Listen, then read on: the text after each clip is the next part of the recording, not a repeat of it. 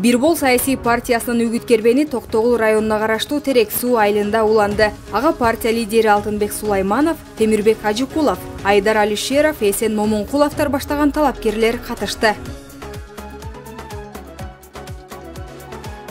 Партия мүчөлөрү алгач эле Токтогул атабыздын күмбөзүнө барып Куран окутушту. Subhana rabbika rabbil izzati amma yasifun ve selamun alel mursalin velhamdülillahi rabbil alamin. Biz Токтогул жаштары эмнеге Бирбол партиясын колдогонубуздун себеби Бирбол партиясында 97%га жаңы жүздөр. Мамлекеттин башкаруу системасы туура эмес калыптанып, бир уч адамга гана кызмат кылууда. Бирболдун лидери Алтынбек Сулайманов партиянын негизги максаты бийликти элге кайтарып берүү экенин баса белгиледи. Айыл өкмөттү бүгүн сиздер шайлайсыздарбы? Эл шайлайбы? Жок. Депутаттар шайлайт.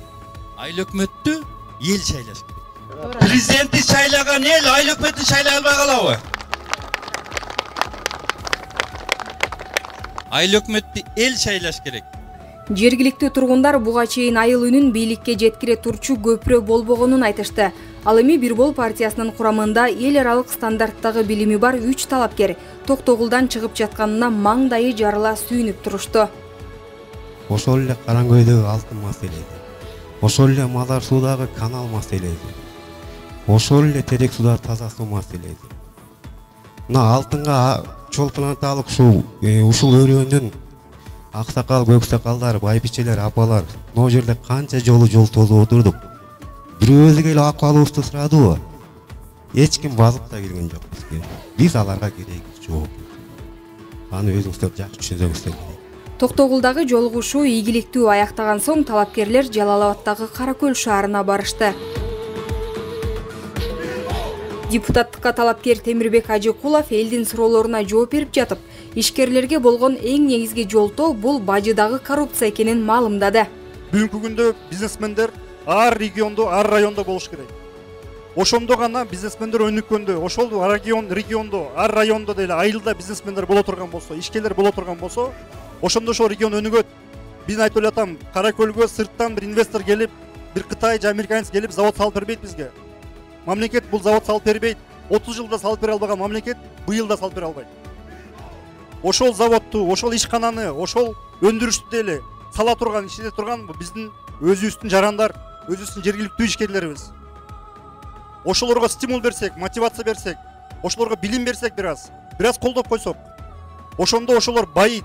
Ошолор байыса жумуштарды түзүлөт, ошолор ишканалар чоңоет. Ошолор кайра эле ош акчасын Каракөлгө алып келип салат. Бирболдун мүчөсү Эсен Момункулов мамлекеттик мектептер, жеке окуу жайлары менен атаандаштык түзө албай жатканын айтып сынга алды. Мына азыр биздин мамлекетибиз эмне кылып атат? Бюджетти алып туруп эле мектептин башына мынандайдан куюп салып атат да. Ушул акчаны алгыла, калганыңарды кылгыла депчи. Көп мектептерде имарат турат, бирок толук кандуу иштебейт, анткени ал жерде окуучунун саны аз. А биз айтып атабыз. Акча окуучунун артынан ээрчиш керек деп атабыз. Больница да ошондой. Больницага да акчаны мындай жадырат, бюджеттен сиңип кетет, элге эч кандай жетпейт. А биз айтып атабыз. Мына камсыздандыруу системасын киргизиш керек. Мына дүйнөдө биз Америкада, Европада көргөн. Акча, ушул сөздү унутпаңыздар, акча ар бир жаранын артынан ээрчиш керек.